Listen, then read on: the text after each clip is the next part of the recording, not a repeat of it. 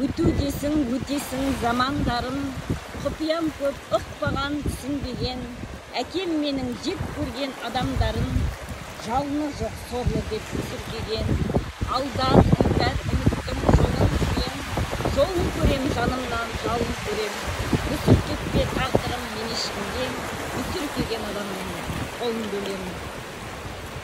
Ғасырына өң берген ерлер аз ба шапағатын ел көрген, жас шағында заманының заңғар ойын меңгерген, керісінше сақал шашын күнге қатқан қарттар бар, жасы жүзге келгенмен.